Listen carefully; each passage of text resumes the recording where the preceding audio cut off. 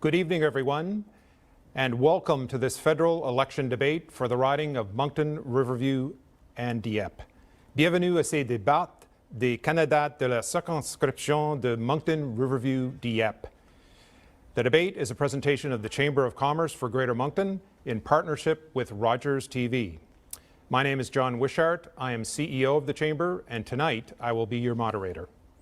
Les 5 candidats de la circonscription sont avec nous pour les débats de ce soir. Je voudrais souhaiter les bienvenus. I'd like to welcome all 5 candidates, and I'll introduce them starting with my immediate left, Darlene Smith from the Conservative Party, Serge Landry from the NDP, Lauralie Carrier from People's Party of Canada, Jeanette Petitpas-Taylor from the Liberal Party, and Richard Dunn representing the Green Party.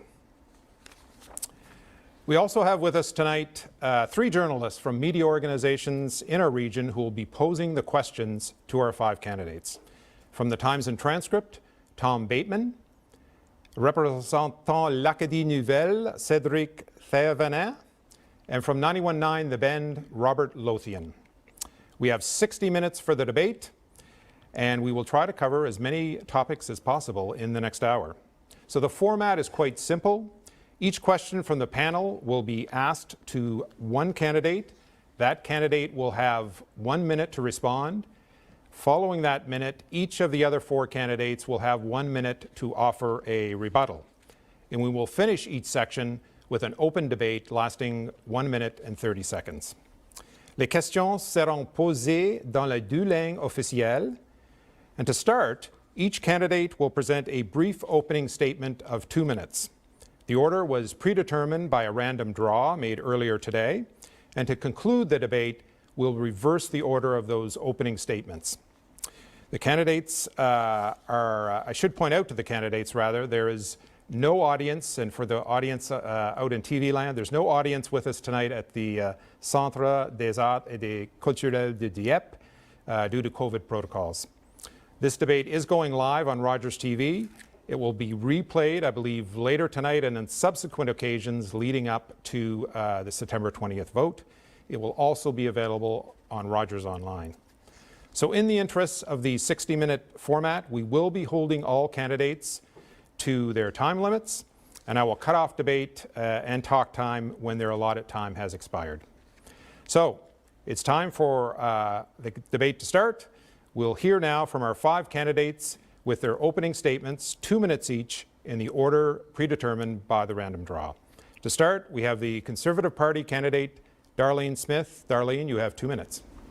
Thank you. Hello, bonjour. And I'd like to thank the Chamber of Commerce and, of course, Rogers for hosting this event and for my fellow candidates for attending. My name is Darlene Smith, and I'm the Conservative candidate for Moncton-Riverview-Dieppe. Now, I'm a long career in Moncton, over 30 years, and I've held various positions: retail management, operating successful businesses, 3 of them special care homes for mental health, business coach across North America, and most recently, a licensed realtor. I've also been an advocate volunteer in many organizations, giving back to our community, which is so important.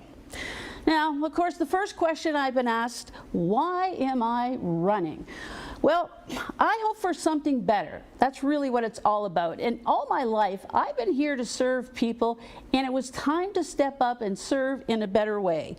I want to put my experience to work for you. In the past year, I have been deeply felt the impact of the pandemic, just like many of you, and eliminated my livelihood overnight, just like that. You know, this is experience. It's going to be vital to our important future. And I understand the struggles, the sacrifices that you have made. Now, while many in our community have mentioned that, you know, things might not have gotten better under the existing government, I'm going to be that champion for everybody in our community, not just the select few, from the business to the seniors to the youth, all of them. I know what hard work it takes to make a business successful. And my experience, and one of my #1 priorities is mental health, having that experience operating the 3 homes. I'm committed to bring you that. And in our community, affordable housing, mental health, homelessness, and of course, economic recovery. We need an MP that's going to dig deep for the issues, going to work together for the everyday citizens, and I am going to be the Action MP. Thank you, Darlene, for that opening statement.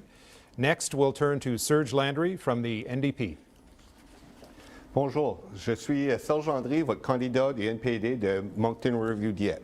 Je viens de Dieppe, j'ai grandi à Dieppe toute ma vie, et à cette heure, j'habite à Moncton. Hi, everyone, I'm Serge Landry, your NDP candidate for Moncton-Riverview-Dieppe. I grew up in Dieppe and now live in Moncton. I worked as a nursing home worker for 20 years, and now I work for the Canadian Labour Congress to fight for workers' rights. So putting my name to be your candidate for was the next step in my career of caring for people. On September 20th, you have the choice between the party that have broken one promise after another, time and time again, or voting for Jagmeet Singh and the NDP who are fighting for you. On September 28th, you have a better choice. And let me tell you why. In every corner of the country, families are worried about jobs, health of their loved ones, the climate crisis, and public service that everyone counts on. The past 18 months has shown Canadians can confront any challenge when we have to, and when we choose to, and when we come together. It has also shown us that thanks to the decision of the Liberal and Conservative government, many of the support that we rely on just weren't there when we needed them.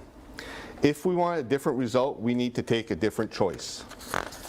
What we need now is the courage to act together, and that's exactly what the New Democrat offers Canadians. We can make life more affordable for everyday people by investing in healthcare, affordable housing, Pharmacare, and Childcare.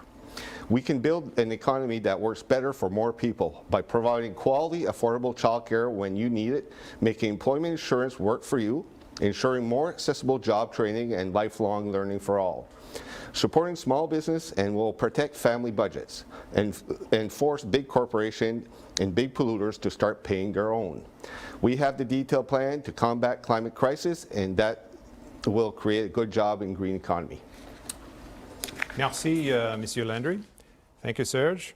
Next up, we have Laura-Lee Carrier from the People's Party of Canada. Thank you. So I am Laura-Lee Carrier, and I was actually born and raised in New Brunswick. Proud New Brunswicker here, and I am actually running in this election because when I was trying to decide what career path I wanted to take and what I wanted to do with my life, I actually chose to study theology because I felt that working within the church would actually help me to influence the most people and help the most people. As time moved on, I actually gained a lot more working experience in different areas. I was actually a supply teacher for 6 years here in the Moncton area, as well as working in healthcare. And so with my experience in education and healthcare, I actually was able to work on education policy for New Brunswick under the David Alward government. I was also appointed by the Minister of Health as the psychiatric patient advocate for 3 years, which was a position I held for over half of New Brunswick. So those experiences, I feel, has actually led me to a place where because I have policy experience and I have experience working in some of the biggest sectors of our government, I feel that I would be a good person to actually move on to the federal level to be able to be a good representative for you. The People's Party has all of our policies based on 4 tenets, and those are freedom, personal responsibility, fairness, and respect. So any of our policies actually fall under those 4 categories. So that is very important to us. We're here to defend freedom of speech, freedom of religion. Those are very important, as well as our autonomy over our own bodies to make medical decisions for ourselves. So thank you very much. Thank you very much, Laura-Lee. Next up in our order of speakers is Jeanette Petitpas-Taylor, representing the Liberals. Bonjour tout le monde. À titre de candidate libérale pour la circonscription de Moncton-Riverview-Dieppe, ça me fait un énorme plaisir d'être ici avec vous ce soir. Je tiens aussi à remercier la Chambre de commerce de Moncton ainsi que Rogers d'avoir organisé ce débat, puisque c'est un exercice très important pour notre démocratie. J'aimerais aussi de reconnaître que nous sommes tous réunis ici à Dieppe sur les terres traditionnelles non cédées des peuples Mi'kmaq et Malécite, un territoire qui est couvert par les traités de paix et d'amitié. For those of you who don't know me, I've been a frontline social worker for my entire life. I'm a graduate from University at Moncton, and then from there embarked on my career with the Canadian Mental Health Association. Then from there, I joined the Kodiak Regional RCMP, where I became the Victim Services Coordinator and served my community in that capacity for 23 and a half years. In my spare time, I always enjoy doing volunteer work and again, wanting to give back to my community. In 2015, I made the jump and put my name on the ballot. And you put your trust in me, and I've been honored to be your Member of Parliament for the past 6 years. It has truly been the honor of my life. Your priorities have become my priorities, and together we've certainly accomplished a lot. To give you a quick snapshot of some of our accomplishments, we've been able to restore our beautiful Petitcodiac River with the bridge opening just this Friday. We've also made significant upgrades to the Trans-Aqua wastewater treatment facility. Nothing sexy, but clean water is certainly important. We've also been able to create a new YMCA in the north end of Moncton, Le Centre Uniplex in Dieppe, the hospice center for those facing end of life, and also investments in Rising Tide. I have to say, moving forward, we've certainly have had a lot of work that we've done together, and I'm looking forward for the next phase ahead. Les Canadiens maintenant ont un choix à faire. Les libéraux ont un plan concret avec un bilan solide pour nous remettre de la pandémie et bâtir un meilleur avenir pour tout le monde. J'encourage tout le monde qu'on veut avancer et on veut avancer ensemble pour tous les Canadiens. Merci. Merci. Thank you, Ms. Petitpas-Taylor. And to conclude our opening statements, we'll now turn to the Green Party candidate, Richard Dunn. Thank you, John. Well, hello, my name is Richard Dunn, and I'm representing the Green Party of Canada. I'm honored to be sharing a stage with these four other candidates here this evening. I'm a little bit of a different kind of a green candidate. I actually have a business background. I grew up in Quebec. I moved here in the early 90s to attend Mount Allison University in the commerce program. And I just liked the region so much. I ended up staying here and starting my family. So it's been a really good life here in the Moncton area. And my three kids and my wife and I are very glad to have the amenities that we have in this community. I'm running on a platform of collaboration and cooperation because it's important that we stem the divisiveness that we're seeing among the issues. I think a lot of us are aware of the issues that face our community right now, and a lot of us are in agreement, but maybe not quite how to address them. But we really do have to work together because the time is now to get that done. One of the strengths that I bring to this is that I have worked with other levels of government. I work at City Hall right now as an economic development officer, and I understand how intergovernmental operations work. So as you listen to us tonight, this is a selection that you're going to make. A lot of these issues have a provincial component as well, so we really do need their cooperation. So when you're making your choice, think of someone that can bring a wholesome perspective and work with the province, with other parties, and with the municipalities within our community so that we can really tackle the issues, the important issues, homelessness, mental health and addictions. The wealth gap is a huge issue that we're all struggling with, and together we can really make a difference. Thank you. Thank you, Richard. Great keeping to the time limit, ladies and gentlemen, so thank you. It's now time to move into the question and answer debate portion of tonight. As I mentioned, each of the candidates will receive questions from our three-member media panel. Each question will be asked specifically to one candidate. The other four candidates will then have a minute as well to respond or rebut. To start us off, I'd like to ask Tom Bateman of the Times and Transcript to ask the first question to Darlene Smith of the Conservatives. All right. Good evening, Ms. Smith. My first question involves jobs in the local labor market. The first platform plank on your party's website promises to recover 1 million jobs lost during the pandemic within the next year. But when I drive around this riding, I'm struck by another labor problem, which is the number of help wanted and now hiring signs in the doors and windows of businesses. What do you think is causing that problem, and how does your party propose to fix it? First of all, Tom, thank you very much for that question, and that's important to me. One of the things is we need to get Canadians back to work. And what has been happening is, yes, they did need help and support during the pandemic, but now it's time to incentivize workers and businesses.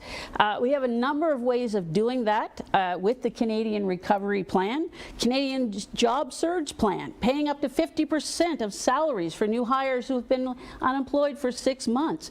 That's going to help to get them back to work. We have the Canadian Investment Accelerator, right? Help provide tax incentives for businesses to invest in other businesses.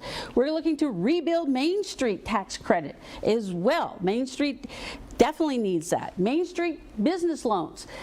It's the backbone of society is businesses. And yes, there's many for hire signs. We're looking to support the hospitality and the tourist industry. So let's get everybody back to work with incentivizing the employers. Thank you very much, Ms. Smith. Serge Lander, you have 1 minute. Okay, so there is a gap in jobs. There's a lot of demand, but part of the problem is the jobs are low-wage jobs. In the capitalist system, when you have a demand for workers, you raise the wages, you raise the benefits. And that's what we're not seeing. We need to be able to create some good jobs that pays good, that got good benefits. We don't need minimum wage jobs. And that's where the biggest, where there's the most demand for workers.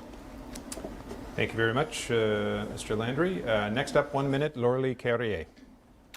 Thank you. So we all know that there are a variety of reasons why Canada is in a labor shortage. The reality is that, especially in New Brunswick, our population is aging.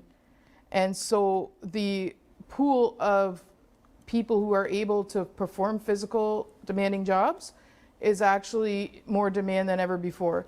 And that's because we have people who need more care. They need, so yeah, we have a lot of physically demanding jobs. And the reality is that our population is not, a good portion of them are not able to work those type of jobs, be it medical issues or their age, what have you. So the PPC actually believes that some of those shortages can be taken by skilled and vetted immigrants who want to come to Canada. We also believe that the federal government should be working with the provinces to have people trained in needed fields and given fair contracts so that they can remain working in their fields in this province. Thank you very much. Next up is Jeanette Petitpas-Taylor. Thank you so much. We all recognize that small and medium-sized businesses are truly the backbone of our economy, and we hear of the many challenges, and the labor force shortage is one that I've been hearing at the doors and also in meeting with constituents at my office. We certainly have to move forward in making sure that we address the situation. If we look at the greater Moncton area alone, within the next 10 years, we're estimating that 17,000 baby boomers are set to retire. So again, we have to really look at this situation with a critical eye. First and foremost, launching a national childcare program, a $10 a day program for Canadians, is a good way to ensure that parents can get back to work. If parents can afford to put their children in daycare, then from there they will want to enter the labor force. We also have to look at immigration. 10 years ago, we didn't talk about immigration, but now when I'm meeting with chamber members or business leaders, immigration, retention, and recruitment is always number one. And moving forward, we have to ensure that we augment those numbers. And finally, I'll leave it at that because the time is up. Thank you very much. We're doing a great job on the time. Next up, 1 minute for Richard Dunn of the Greens. La pénurie de main-d'œuvre était un grand défi avant la pandémie de COVID-19, mais à cette heure, ça est devenu même plus pire. One of the big reasons that I'm hearing about for people that are struggling with their jobs is really about mental health. There is so much anxiety around COVID and the pandemic. People their lives have been disrupted, and so that's a really big issue that we really need to grapple with a national strategy. I think that we need to look at a riding like this that is primarily urban, but that we are struggling with homelessness and affordable housing. Mental health plays a really big part in that, as does addictions and suicide prevention. So if we can tackle some of these social issues, they're all interconnected. And we really do need to get people back to work by addressing some of the underlying problems. Thank you very much, Mr. Dunn. Now for the fun part of the evening, a 1 minute, 30-second open debate. The floor is yours. I also want to state that, yes, immigration is certainly an important part. We need to bring more immigrants here for the shortage. One of it is, why did we not be able to maintain them, you know, and recognize the credentials? That we need to cut some of the red tape, and the Conservative Party is looking to do that. We train them. We need to keep them here. Well, if I may jump in as well, I guess with respect to immigration, I've heard over the past several years that having an open immigration office in the Moncton-Riverview-Dieppe office would certainly help. If we want to retain immigrants and attract them, first of all, we have to understand, as Darlene indicated, why are they not staying here? And last month, I was extremely proud that we announced the reopening of the IRCC office in Moncton in 2022.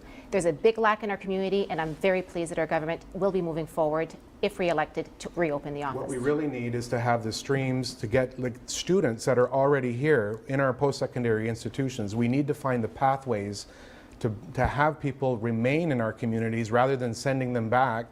We have temporary foreign workers. We've got international students. They understand the challenges in the community already. They're acclimatized. They know what our winters are like. And these are truly the international newcomers that we need to retain in our communities. So just to be clear, we don't need temporary foreign workers. We need immigrants. We need immigrations. Temporary foreign worker is just another way to make sure that wages stay low. They want to live in Canada. They want to be here. They should be good enough to be Canadians. Time is up for that open debate. Thank you very much. Notre prochaine question sera posée par Cédric Thévenin de l'Acadie Nouvelle et Serge Landry de NDP. Cédric. Bonsoir Monsieur Landry, on va parler de santé. Le NPD a promis une assurance médicaments gratuite pour tous. J'aimerais savoir pourquoi vous pensez que vous irez plus vite que le Parti libéral et que Ginette Petitpas-Taylor qui travaille là-dessus depuis 2018. The NDP promises a plan to make available a free prescription medication to everyone. Why do you think you'll do faster than Ginette Petitpas-Taylor and the Liberal Party? Ben, c'est bien simple. Quand on regarde pour la garderie à l'enfance, ça a pris 30 ans. 30 ans passés, les libéraux ont promis la garderie à l'enfance. 30 ans plus tard, ça a commencé, mais ce n'est pas encore implémenté. Nous autres, on promet un médicament pour tout le monde, puis on va commencer ça tout de suite. So, plain and simple, 30 years ago, childcare was promised by the Liberal government. 30 years later, it started, just started. Not all the provinces are signed on to it. Pharmacare is the same thing. We don't have 30 years to wait for Pharmacare. We want it now. And Pharmacare was part of the platform of the government that got elected, and it never came forward. There's a lot of promises they didn't keep. We promise you that we will keep Pharmacare as a commitment. Okay, next up to offer a rebuttal, Laura-Lee Carrier. Thank you. Pharmacare is a very important issue, especially for New Brunswickers, as our population is aging, and we're seeing more and more people need more and more help when it comes to their medication and for healthcare. As previously stated, we've been promised a Pharmacare plan for a very long time, and the federal Liberal government has not been able to deliver, and the provincial government has a plan that is very complicated and excludes a lot of people. So the people who need it most are not able to actually access it, and that's not acceptable. So part of the People's Party of Canada platform, one of our tenets, of course, is fairness. And under fairness, we would actually do what we can to work with the province so that we can actually have a Pharmacare program that works for people who need it and can actually access it, so that there's not as many restrictions and so that more people will be able to access that program who need it. Next up with an answer to this question is Ginette Petitpas-Taylor. Thank you so much, John. First and foremost, Canadians should not have to choose between putting food on their table and paying for prescription medication. In the Liberal plan, the Liberal Party has put a plan forward. Unlike the NDP, however, we need a detailed plan. You can't just do something overnight. We have to work with provinces and territories. I'm extremely proud of the foundational work that our government has done over the past 3 years in order to put in place a national Pharmacare program. We've created a drug agency in order to ensure that they can negotiate the price of drugs and also to put together the formulary. And finally, we also had to join provinces and territories to lower the cost of prescription medication by doing bulk purchasing together. And we've been successful in doing that and saving billions of dollars thus far.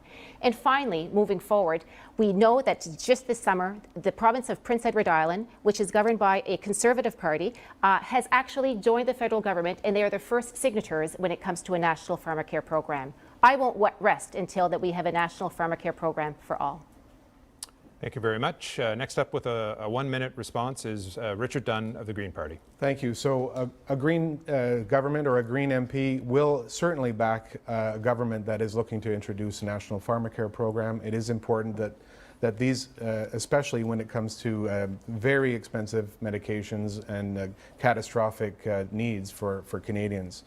I want to underline, though, that the healthcare system is delivered by the province, and we do need to have very good relationship with the province of New Brunswick in this case, to be able to advocate for increased federal health transfers based on need and not just the formula of per capita, because we do have an aging society here in New Brunswick that's disproportionate to the rest of the country. So by actually getting the money that a needs-based system would require, that will help put us on the right path, and then nationally have a Pharmacare program to back it up. Thank you very much. And last up to respond to this question, Darlene Smith of the Conservatives. Thank you, John. Thank you for the question. Pharmacare is so important, and yes, we certainly need a national plan for it. Now, this has been studied for a long period of time, but we need to have some action on this. Yes, healthcare is a provincial issue, but that's where we need cooperation between all the governments. That's why the Conservatives were looking to increase the funding, the healthcare funding to the provinces to be able to create what is needed. One of the things is we need a little bit faster action. I mean, they've been studying it for 3 years, that's great, but why can't we get it? I agree, Madame, that yes, people should not have to make a decision, medication or food. We need to look at and start helping our Canadians out there on this. And one of the questions that I'll certainly ask is that at one time we had the Canadian Health Minister in our area. Why wasn't it a priority to bring to Moncton-Riverview-Dieppe more health care? Thank you very much. Now we have a minute 30 for an open debate on healthcare and Pharmacare. Well, if I may just jump in very quickly, a comment that my friend and colleague, Mr. Selge, indicated earlier, that the Liberal Party has been working for 30 years on a childcare program.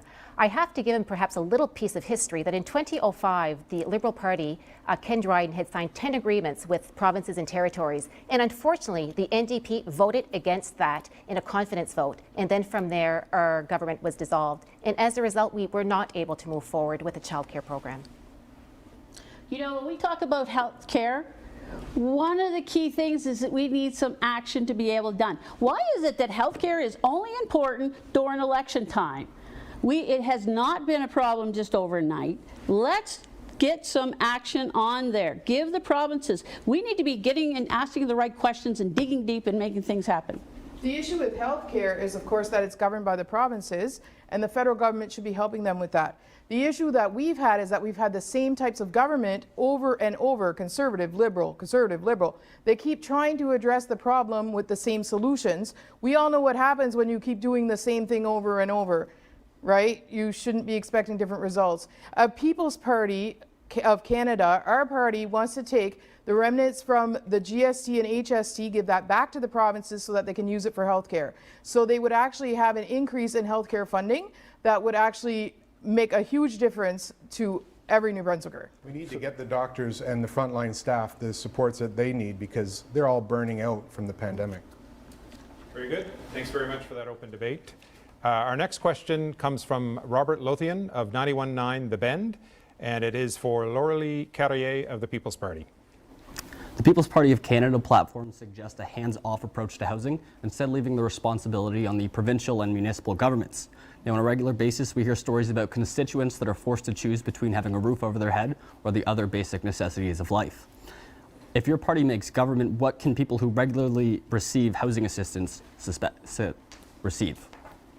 Okay, so thank you for the question. When it comes to housing, yes, we do have a different approach than the other parties. Our approach is we would like to actually modify the Bank of Canada's inflation targets from 2% to 0%. And we believe that if those interest rates are actually, the inflation target is lowered, then it will cool down the inflation in all sectors, and that includes housing. So we believe that that would help all Canadians to be able to actually have housing that's affordable. The other thing that we do recognize when it comes to housing is that in this region, we've seen, of course, inflation, everything keeps rising. So within the past year, we've seen housing prices skyrocket, even rent. Rent has skyrocketed as well. So that all has to do with the economy. And we feel that if we have a balanced approach to our economic situation, that will help with people being able to afford more houses and make it easier for them and have more affordable housing. Thank you very much. Thank you. A response from Jeanette Petitpas-Taylor. Thank you so much. Affordable housing means different things for different people. I know when I'm knocking on doors, I'm hearing about the high rent increases that are happening in our city, and also the lack of capping that. I'm also hearing from young Canadians who want to enter the housing market and they feel squeezed out. And yes, I'm absolutely hearing about the issue of homelessness within our community. I'm proud to be a part of a government that has put in place the first national housing strategy in its kind and backed by $72 billion in investments in over 10 years.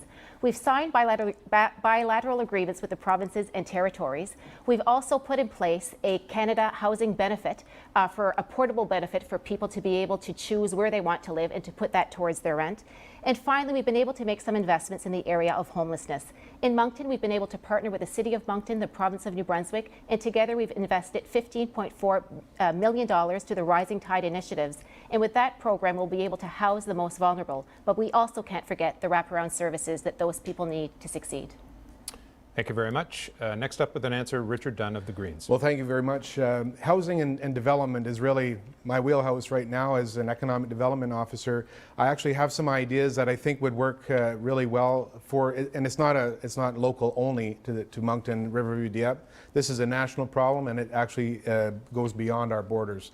The first thing that we need to do is to really stem foreign ownership in residential properties, because we've got massive global corporations coming in and buying up a lot of the stock, and then they're doing the renovictions. They're kicking people out, and then the rents are skyrocketing. The other thing is, on the for-profit development side, I've heard from developers that have been talked out of affordable housing options because their banks want to make more money on higher-end units. We need to have a program in place with Canada's big banks so that the developers can get the financing they need on a low-risk investment to keep the rents as low as possible. Thank you very much. We now turn to Darlene Smith. Thank you for that question. And affordable housing has two parts. Number one is the first-time home buyers. That's becoming out of reach because of the prices we've never seen here in Atlantic Canada. The second is making housing affordable. If we look around the city, we have great apartment buildings being built, but it has nothing to do with affordable housing. We need to help these people working on the minimum salaries, 9 to 5, living paycheck to paycheck. Yes, programs like Rising Tides are excellent, but we need to extend that. There needs to be more, and it is a collaboration between all governments. Looking at the Canadian Recovery Plan, we need to get some incentives to invest in rental housing. Some of the developers need to be investing in affordable housing, not just a luxury. There's different programs, Community Land Trust. I love real estate, so this is another passion of mine, and we need to get some actions, and yes, eliminating the foreign buyers is one aspect. Thank you. Thank you very much. And to conclude this question, 1 minute answer from Serge Landry. OK, merci pour la question. On va regarder à bâtir des maisons, des appartements coop. C'est une manière facile de garder les prix bas. Aussi, on va enlever les grosses corporations d'appartenir des appartements pour faire de l'argent. So we're going to invest in co-op housing. We'll have an infrastructure bank ready to go so that we can get it built as soon as possible. Take big corporations off the rental income. We all know that with the low wages, it's hard to pay the rent. And when I was hearing on the news the last couple of days, the average rent for affordable housing is $1,500 a month. I don't know where people get affordable housing when it's $1,500 a month. The way they explain to me is they take the cost of the housing and apartments and they make the medium rent, and they put it at $1,500 a month, which is not an affordable housing. Thank you very much. We now have a minute 30 to debate and discuss the issue of affordable housing. I'm really glad that my friend Darlene raised the issue of revenue on the other side. So it's not just about expense. We've been talking about a universal livable income, and it sounds a little bit difficult. We've been doing it during the pandemic, actually, and there is a manageable model, and this is done internationally, that we can actually do this to give people the base level of income support that they need, rather than a mishmash of all kinds of different programs together that are complicated, lots of red tape. So universal livable income is a great starting point, and that will help people with their housing. I think also, if I may, when we talk about affordable housing and wanting people to succeed, when we're looking at our homeless population, we also have to address the many challenges when it comes to mental health and substance misuse issues.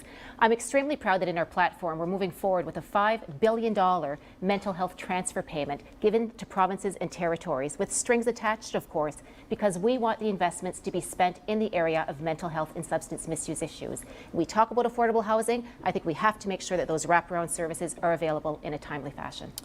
And if you look at the article today in a major network, CBC, they reported that the existing Trudeau government gave a loan. It was called Affordable Housing for rents deeply more affordable. The rents are $1,500 per month.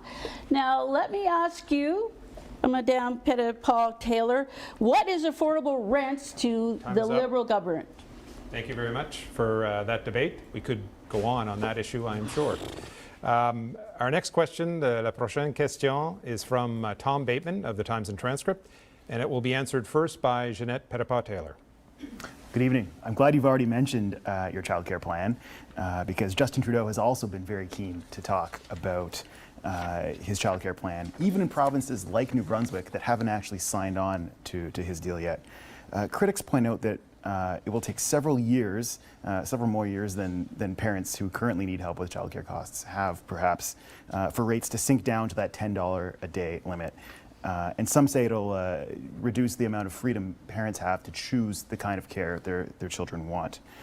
Why is your party's plan best for parents who need help right now? Thank you so much for the question. When I was the chair of the Advisory Council on the Status of Women, I remember David Dodge, the chief economist with the Bank of Canada, had indicated that the best fiscal policy that we could put in place was a national childcare program because it pays for itself. For every dollar that we invest in childcare, we get $3 back in return. If we look at the Quebec model, for example, we can see that they put a national childcare program in place many years ago. We've seen the labor force participation rate increase, and again, we can see that it's benefited. The kids have flourished in that province. Moving forward, we've seen thus far that we have agreements signed with 8 provinces and territories. And this has just been a work in progress over the past 3 or 4 months now. So moving forward, I am absolutely committed and really encouraged that provinces will want to sign on. They will want to sign on because parents want to have access to affordable childcare, and at this point in time, it's not. And another thing as well, with our plan, we'll be creating 250,000 additional spaces. Thank you very much. Next up, Richard Dunn. Thank you. Well, the issue of childcare is hugely important. We do need a national childcare strategy. What's interesting is that I think, and I've read all the platforms, but the Conservatives and the Liberals both have some elements of the childcare program that could be combined. There are, for the $10 a day childcare, I'm pretty sure that a family that makes, in excess of $150,000 a year as a household isn't thinking about driving down their childcare costs. They might want more flexibility with a tax credit plan. So again, I'm here to collaborate. It's across party lines. We need to work together to find a way, and it's not black or white. We can do a combination of things that will get the job done, that will serve the best interests of Canadians. Thank you very much. Next up to answer this question is Darlene Smith of the Conservatives. Thank you. And daycare and childcare is so important because women are such a vital role and a large percentage in the workforce. And we need to help them out of the pandemic to get back to work. Now, yes, we want to convert the child care expense deduction into a refund taxable credit. And just like Richard had said, the high income people, you can afford it. We're looking to support, with the 75% child care expense covered, we're helping the lower income people. We're going to support those families who need it. Now, not everybody, like in the Liberal government, work 9 to 5. There needs to be some flexibility for shift workers. There's different types of different works that can be done. And so that's why we need to put it in the hands of the people. Now, creating more spaces? Yes, the market is going to create those more child care spaces. The private sector is going to step up to fill those services that are needed. Childcare, it's important. Thank you very much. Next up to answer this question, Serge Landry of the NDP. La garde de l'enfance, je n'ai déjà parlé tantôt, ça fait quand même 30 ans qu'on attend pour. Moi, je me rappelle avant que mon garçon était né, j'étais bien content voir que la garde de l'enfance s'en venait. Mon garçon a 19 ans à cette heure, malheureusement. So, childcare, like I said earlier, we've been waiting for a long time. I was all happy when my son was born. We're going to get childcare. It's going to happen soon. Unfortunately, my son's 19. I don't need childcare anymore. But I want to make sure it's there for my son when he has kids. So it's really important that we put childcare, we have a good system, a universal system for everybody, not with tax credits and all that. No, a $10 a day childcare, which will make sure that all kids have childcare and all parents will be able to work if they want to work.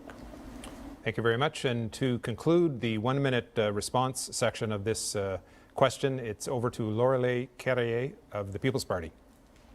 Thank you. Childcare is very important. As a former teacher myself, I have noticed that we would have children coming into school who sometimes at the end of the school day, they wouldn't even know which place they were going to because the parents weren't able to have a plan, because it all depended on their shift work, on their schedules, on family members who may be able to help them with that. So at the end of the school day, you're hoping that you can go home, but a lot of the time the reality is you can't, because you have a child who's still waiting to find out where they're supposed to be and where they're supposed to go. So this is a huge issue. And of course, these children start to fall behind in their studies and they're not as productive because they're not being looked after and things are not settled. So this is a huge problem. But as we know, you cannot fix money problems with money. And so Canadians actually need to have a good childcare plan, that we can't just throw money at it. We actually need to have a concrete plan that will work for the majority of Canadians, and we haven't seen that yet. So, thank you very much. Now we have 1:30 for an open debate on affordable childcare. Premièrement, moi, je vais juste tout simplement discuter pour dire que le plan libéral et le plan conservateur sont deux différents plans complètement. Nous voulons mettre un système universel pour tous les Canadiens et Canadiennes pour s'assurer que les enfants vont avoir un service de qualité et puis que les frais vont être abordables. Pour finir la question à Tom aussi qui m'a mentionné, notre plan, nous, d'ici l'année prochaine, les frais devraient être diminués à 50% et de l'année 2026 à $10 par jour. I disagree. It's not a black and white issue. We need to get childcare in the hands of families immediately. We can't wait years, as Serge has pointed out. Women have been disproportionately affected during this pandemic, and we need to get them back in the workforce as quickly as possible. So we do need to get solutions on childcare on the ground as soon as possible. So the key thing is we can't just let the market decide. The market's been deciding for way too long, and what did it give us? High cost of childcare, low space for childcare. So that's the thing, we need a universal for everybody. Yes, we do need childcare. There is a number of different options to look at. Yes, we all agreed it's important. Yes, put it in the hands of some parents. Yes, I've had people at the door say, well, I don't have any kids. We're not having kids. Why am I paying for somebody else to have $10 childcare? I said, well, that's a good point. I will raise that. So there's like most, there are some options, and we need to find solutions. Correct. When? ASAP. Thank you very much. Time has expired in the open debate. Notre prochaine question sera posée par Cédric Thévenin de l'Acadie Nouvelle et s'adresse à Richard Dunn de Parti Vert. Bonsoir, j'aimerais parler d'environnement. Quand j'ai parlé à Ginette Petitpas-Taylor, elle m'a dit que la réalisation dont elle était le plus fière ces 2 dernières années, c'était la restauration de la rivière Petit-Kodiak. Alors j'aimerais savoir quelles seront vos priorités environnementales si vous étiez député. So Ginette Petitpas-Taylor said to me that the achievement she's the most proud of the last 2 years was the Petit-Kodiak River restoration. What will be your environmental priorities? Thank you for that question. Certainly, one of the Green Party principles is that we need to get off of fossil fuel development as quickly as possible. We don't believe that a federal government should be operating a pipeline, and that we need to transition to a green economy ASAP. That includes, we need to reduce our spraying of harmful chemicals in the environment. We've got concerns in the local community. The watershed for the 3 communities, Moncton-Riverview-Dieppe, comes from Turtle Creek. And there is, spraying of glyphosate in that vicinity that we're all concerned about, the drinking water. One other issue that is important to me on the environment is there was a private member's bill, the right to repair legislation. I think we need to be able to fix our things, our appliances, our cell phones, rather than just throwing everything out. The consumption and the plastics need to stay out of our landfills, and we need to do a much better job at being able to keep what we already have and get it in working order. Thank you very much for that answer, Richard. Next up, 1 minute, Darlene Smith. Thank you for that. Climate change is important. It is real. And for both myself and the Conservative leader, Erin O'Toole, we have a plan to attack the climate change. Now, this is not going to happen overnight, but we need to be prepared for what's happening. We can all see that the weather is changing. We can all see the natural disasters. We can see the floods. We also have to work with the provinces for their infrastructure. We are resilient to extreme weather, but we need to be planning further. We also need to not just turn off the tap automatically. I mean, they're in the industry, there's many people's jobs, so that has to be phased in. Natural clean energy strategy, and of course, banning plastic, getting rid of the single-use plastic, all important. Yes, people need to have drinking water. Public transportation, reduce the emissions. Have the 30% by 2030. So these are all items that we will be working on, and across party lines together for everybody. Thank you very much. Next up with an answer, Serge Landry of the NDP. We need to fight the climate crisis like we want to win. We got a plan to fight the climate crisis and win. Cut emission by more than half and meet the 1.5 degree target that scientists say is necessary to prevent catastrophe. Create hundreds of thousands of good paying jobs, investing in clean energy, energy efficient affordable homes, electric transit, zero emission vehicle, retrofit buildings across the country. We need to make big polluters pay their fair share. Carbon pricing is just one tool in fighting against climate change. We got a plan to fight climate crisis and win. Thank you. Next up, Laura Carrier of the People's Party. Thank you. So our party, the People's Party of Canada, to combat climate change, we actually have a completely different approach than the other parties. First thing we want to do is withdraw from the Paris Accord and abandon unrealistic greenhouse gas emission reduction targets. We're going to stop sending billions of dollars to developing countries to help them reduce their emissions. And we're going to abolish the carbon tax and allow the provinces to adopt programs for that. We want to abolish subsidies for green technology and let private developers create efficient alternatives.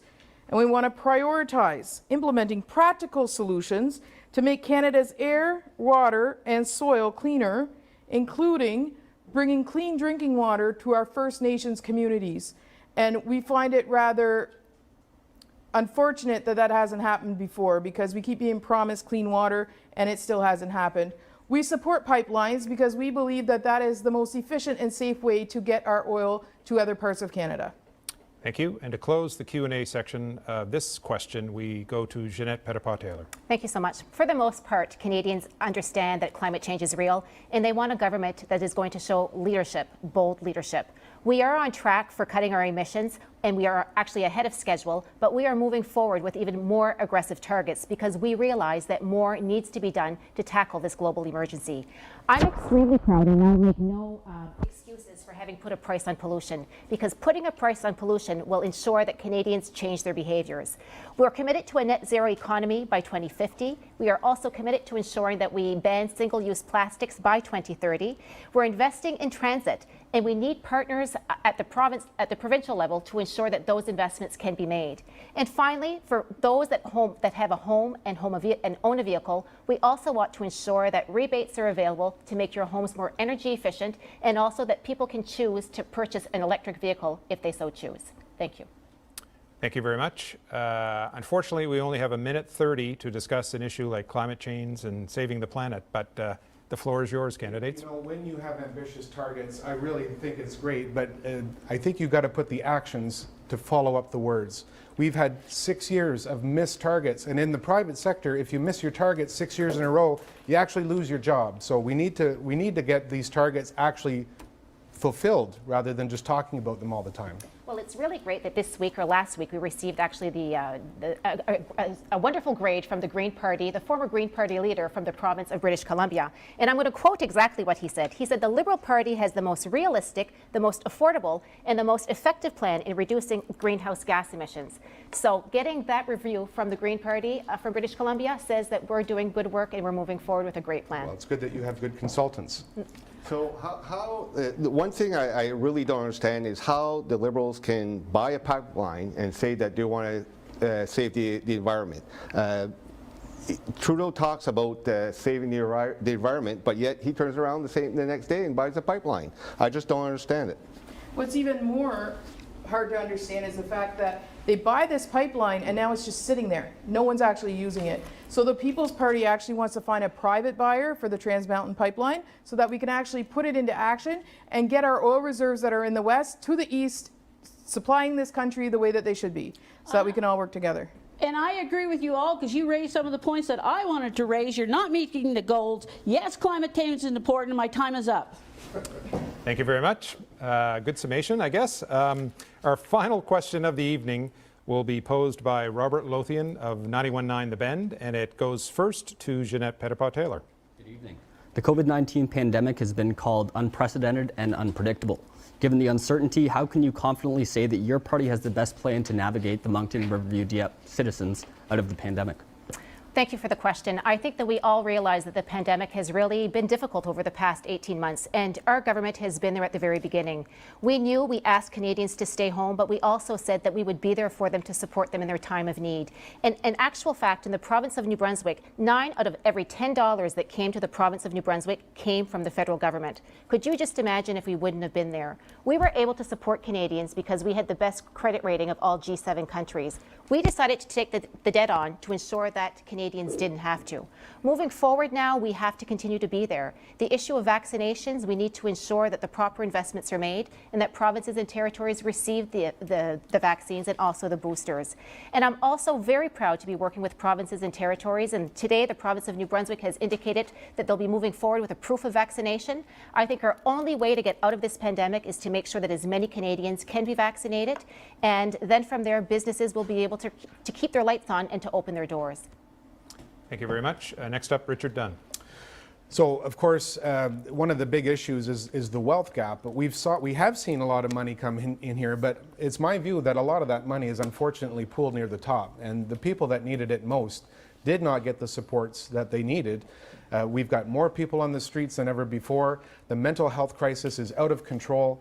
We need to get the supports to these people right away. And then in terms of the vaccination, yes, we need to get people vaccinated, but the problem is that we've got extremes on both sides right now. On one side, we've got get vaccinated or else, and then on the other side, it says, don't tell me what to do or there's going to be an uprising. We need to find common ground in the middle to explain what's going on and then really address some of the valid concerns that people are raising by having more valid information, because misinformation is unfortunately a result of the lack of real information. Thank you very much. Next up to answer this question is Darlene Smith of the Conservatives. Thank you for that, and COVID is still here. We are in our 4th wave, and I first of all want to ask, why are we having an election during a pandemic? Anyway, we haven't got an answer for that. One of the things we need to do is information is correct. We need to keep providing it to Canadians as to the best way to navigate. Yes, people have choices in this. Yes, the vaccine is the #1 tool to combat COVID. Yes, we need to work with the provinces. You know, one thing about New Brunswick, we've been fortunate that it hasn't been too bad with the number of cases. Part of it has to do with the direction of our Premier and Dr. Russell and the guidance that people have been following. We need to have more vaccines, rapid tests, tracking of the outbreaks, manage our PPEs. We still have a ways to go, and under Aaron O'Toole, we have a plan, and we want to pass on as much as possible information so they can make informed decisions. Thank you very much. Serge Landry of the NDP. So Trudeau had to be forced to give real help to Canadians during this pandemic. We're all ready for a pandemic to be done. We want to feel safe, see our loved ones, and look forward to the future. I know I am. I'm really tired of this pandemic. Trudeau wanted to give unemployed workers $1,000, but we fought to double that to $2,000 a month. The NDP brought that to you. He wanted wage subsidies of 10% for businesses. We got it to 75%. And O'Toole didn't get a single benefits for Canadians during this pandemic. Nothing. New Democrat fought for you during the pandemic, and we got results. We shouldn't have to pay for the pandemic recovery. The billionaires and corporations who profited from the pandemic should pay. Canadian billionaires' wealth went up $78 billion since March 2020. Nearly 100,000 Canadian women have completely left the workforce. Thank you very much. To close off, Laurelie Carrier of the People's Party of Canada. Thank you. The reality is that our province actually made an announcement today about vaccine passports. We are not in support of that. They appear to be the next phase that's coming. The UK has actually this week decided not to implement one because they see that a vaccine passport would be ineffective at combating the virus, and its main purpose would be to segregate our population. So we would then have people who are able to access services and people who are not. So we then have the haves and the have-nots, and we're segregating our population. And I don't think that's good for anyone. We don't need a society where they're saying, show me your papers so that you can go to the grocery store to buy essentials. That's not right. We do know that COVID, whether you're vaccinated or whether you're unvaccinated, you can still catch COVID and you can still transmit it to someone else. Of course, no one wants that. No one wants someone to be sick. But the reality is that whether you're vaccinated or not, the results, unfortunately, can be the same. So vaccine passports are absolutely a waste, and they're not effective. Time's up. Okay, we now have 1:30 for open debate, and I have a feeling this might be a spirited debate.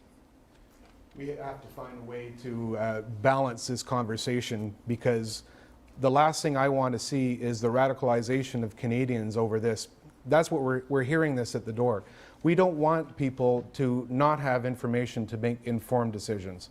This is and don't get me wrong, I'm fully vaccinated. I'm encouraging everyone to be vaccinated.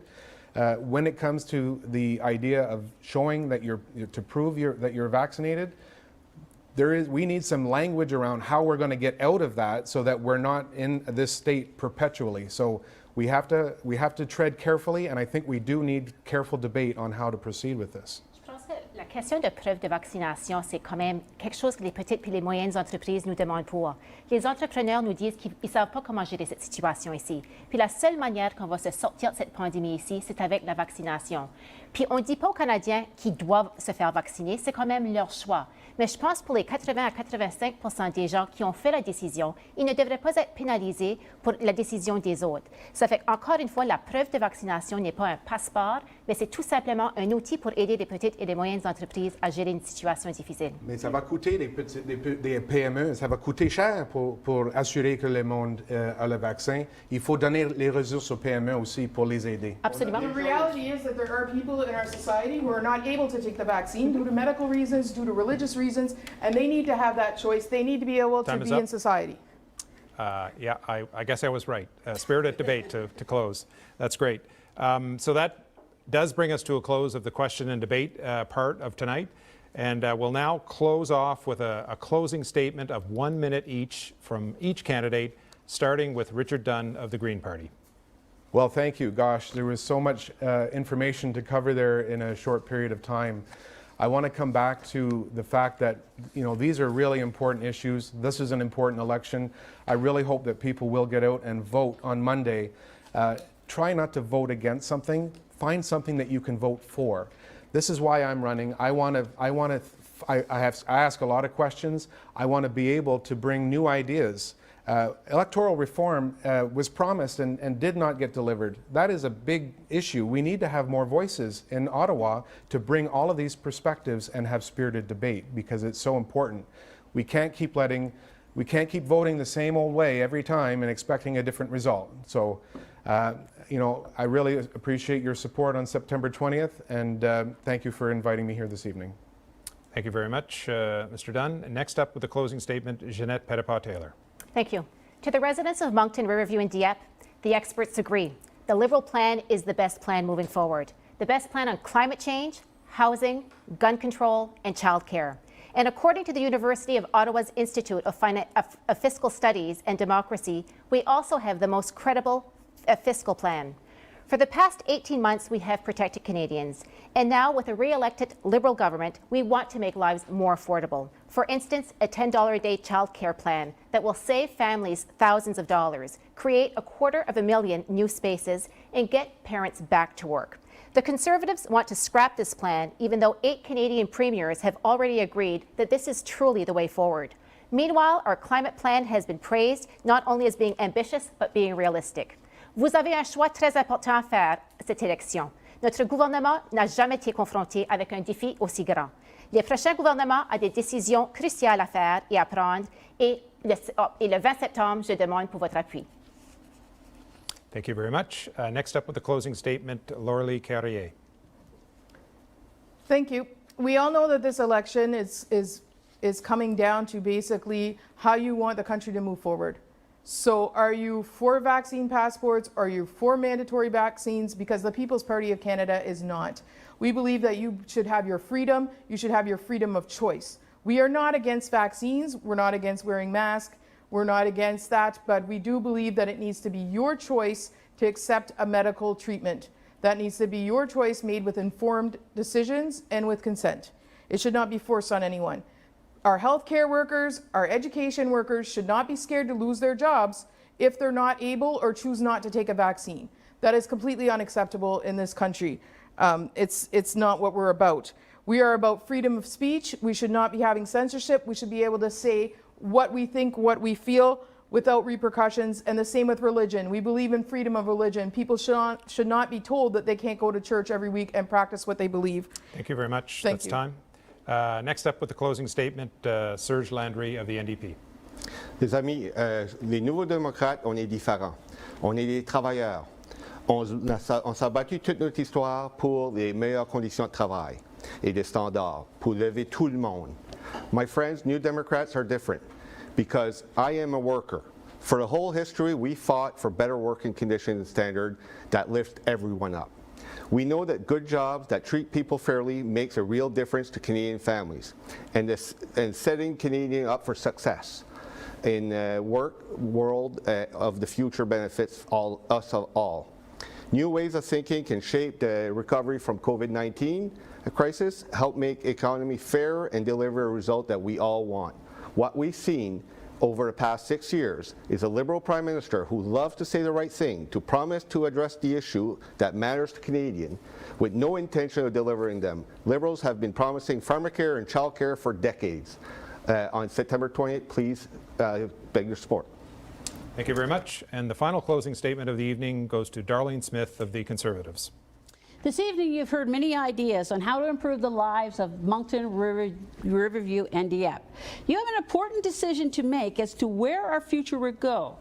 Now, you can have the same old, has it been working? Well, I ask you that question. Has housing, has homelessness, mental health got worse, stayed the same, or better in the last 6 years? If you believe that it hasn't got better, I will be your voice. And if you believe we need to secure the future, secure jobs, secure the economy, secure our country, and secure mental health, I am the best representative to do that for you. With the Conservative Canadian Recovery Plan, we have a plan to address all these issues. I'm the different candidate, and I have been serving people, and I'm here for the voice for you. On Monday, September 20th, I want your vote to bring this needed action and change to the riding. Thank you, and due to the pandemic, I will suspend my door-to-door campaign. Okay, thank you very much. That's all the time we have. It's been an hour and 1 or 2 minutes. I'm sure there are many other questions and issues that you would like to pose, that we would like to pose to the candidates, and I encourage our television audience to reach out to them to further this discussion. I would like to thank Rogers TV for partnering with the Chamber of Commerce for Greater Moncton on tonight.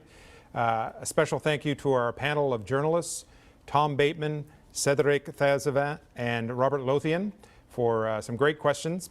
Merci beaucoup. And last but not least, of course, thank you to our 5 candidates who all acquitted themselves with good etiquette, good time management, and I appreciate you after, 30 days on the campaign for being with us tonight. Our intention was to inform the voters of Moncton-Riverview-Dieppe as much as possible. We hope we're able to help you make an informed choice. The last part is up to you. So please get out on September 20th and cast your ballot if you haven't already done so in the advance polls. Thank you for tuning in tonight. Merci d'avoir participé. Bonsoir. Good evening.